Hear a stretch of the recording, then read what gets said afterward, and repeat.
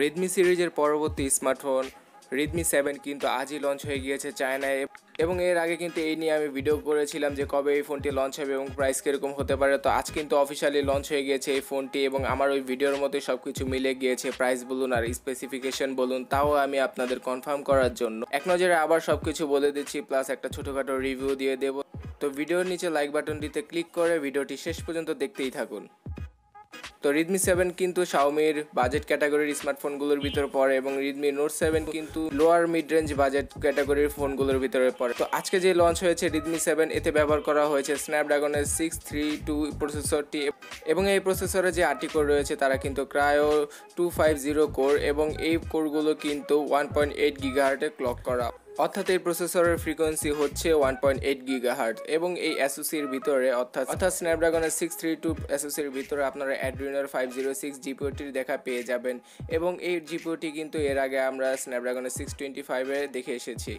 তো আমি যদি এর আগের রেডমি সিরিজের ফোনগুলোর সাথে কম্পেয়ার করি, রেডমি 6 অথবা রেডমি 5 বলুন আর রেডমি 4 বলুন, তাদের ভিতরে কিন্তু স্ন্যাপড্রাগনের 400 সিরিজের প্রসেসরগুলো ব্যবহার করা হতো, কিন্তু শাওমি কিন্তু বর্তমানে বড় একটা আপগ্রেড করে দিল, কারণ তারা স্ন্যাপড্রাগনের 600 সিরিজের প্রসেসর ব্যবহার করছে এবং স্ন্যাপড্রাগনের 632 এই প্রসেসরটি কিন্তু স্ন্যাপড্রাগনের 625 থেকে অনেকটাই পাওয়ারফুল এবং এই প্রসেসরটি বর্তমানে আমরা হুয়াওয়ের কিছু ফোনে দেখে থাকি এবং আমি একবারে ভিডিও শেষে এর প্রাইস নিয়ে যেহেতু আলোচনা করব, তো তখনই আমি বলে দেবো যে এই প্রাইসে হুয়াওয়ে আমাদের কি অফার করছে আর শাওমি আমাদের কি অফার করছে।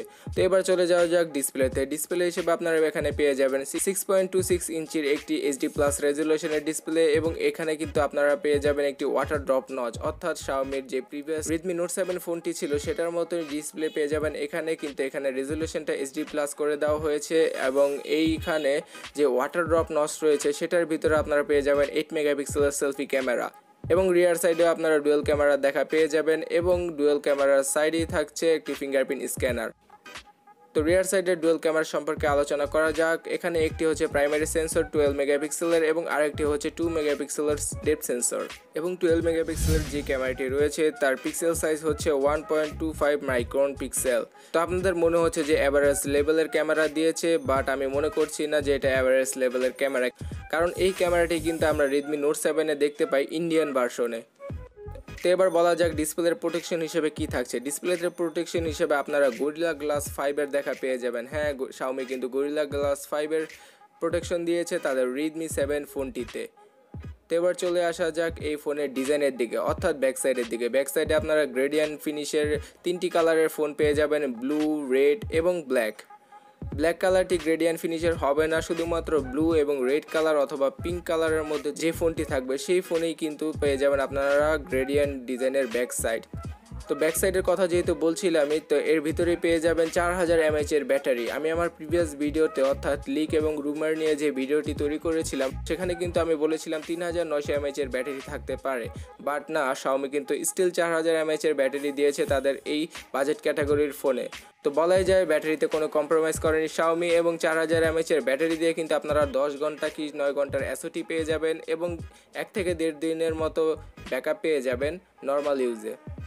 আর শাওমি কিন্তু এখানে বলেনি এই ফোনটির ভিতরে ফাস্ট চার্জিং সুবিধা থাকছে কি না। তো নর্মালি 10 ওয়াটের চার্জার দিয়ে আপনাদের চার্জ করতে হবে এই ফোনটিকে, তো ফাস্ট চার্জিং 2 যেটাকে বলা হয়, তো সেটার দেখা পেয়ে যাবেন এই ফোনে।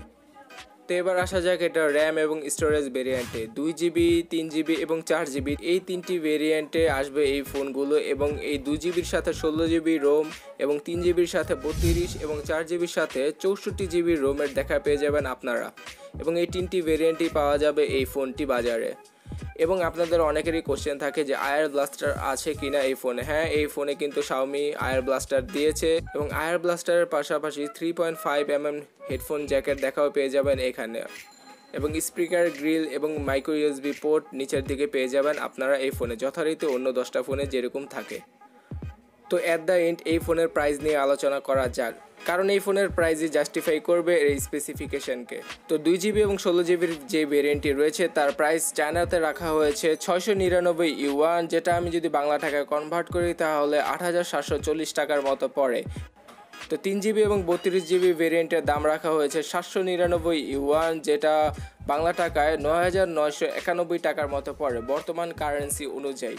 অ্যাট দ্য এন্ড 4GB এবং 64GBর ভেরিয়েন্টের দাম রাখা হয়েছে 999 এবং এটা বাংলা টাকায় কনভার্ট করলে 12,492 টাকার মতো পড়ে। তো আমি কিন্তু এখানে কোনো ভ্যাট বা এসডির যোগ করিনি। শাওমি যেহেতু চায়নাতে এই ফোনগুলো উৎপাদন করে তাই তাদের কিন্তু সরকারকে অত বেশি ভ্যাট বা এসডি দিতে হয় না, কিন্তু বাংলাদেশে যখন এগুলোকে শিপমেন্টের মাধ্যমে নিয়ে আসে তখন কিন্তু অফিসিয়ালি নিতে গেলে ভ্যাট এবং এসডির কারণে বাংলাদেশের নিয়ম অনুযায়ী এই ফোনের প্রাইস কিন্তু আরও 1 থেকে 1,500 টাকা বেড়ে যায়। তো আপনারা বুঝতেই পারছেন এই ফোনগুলো যদি বাংলাদেশে আসে তো যে 8,000 টাকার ফোনটা রয়েছে 8,700 টাকা, সেটা আপনারা সম্ভবত 10,000 টাকার ভিতরে পাবেন এবং 10 থেকে 14,000 টাকার ভিতরে এই সবগুলো ভেরিয়েন্টের দেখা পেয়ে যেতে পারেন আপনারা অফিসিয়ালি। আর ভিডিও শুরুতে যে কথাটি বলছিলাম, হুয়াওয়ের যে ফোনটি রয়েছে এই প্রসেসরের সাথে আসে, অর্থাৎ স্ন্যাপড্রাগনের 632 প্রসেসরের সাথে অথবা এসওসির সাথে আসে, সেই ফোনটির দাম কিন্তু বাংলাদেশে প্রায় 16 থেকে 18,000 টাকার ভিতরে। তো শাওমির এই ফোনটি রেডমি 7 ফোনটি কিন্তু আপনারা পেয়ে যাচ্ছেন 10,000 থেকে 14,000 টাকার ভিতরে। তো আপনারা নিজেই বুঝুন যে ভ্যালু ফর মানি আমাদের কে দিচ্ছে। তো এইরকম সুন্দর সুন্দর রিভিউ এবং টেক রিলেটেড ভিডিও পেতে চ্যানেলটিকে এখনই করে ফেলুন সাবস্ক্রাইব, এবং পরবর্তী ভিডিওর নোটিফিকেশন মিস না করতে চাইলে বেল আইকনটিতে প্রেস করুন। এবং এই ফোন সম্পর্কে আপনার যদি কোনো কোশ্চেন থেকে থাকে তো অবশ্যই নিচে কমেন্ট বক্সে আমাকে জানাবেন। এবং এই চারপাশে 4টি ভিডিও দেখতে পারেন, এগুলো আপনার জন্য ইম্পর্টেন্ট হতে পারে। তো এই পর্যন্ত দেখার জন্য আপনাদের অনেক অনেক ধন্যবাদ। দেখা হচ্ছে পরবর্তী ভিডিওতে। টাটা।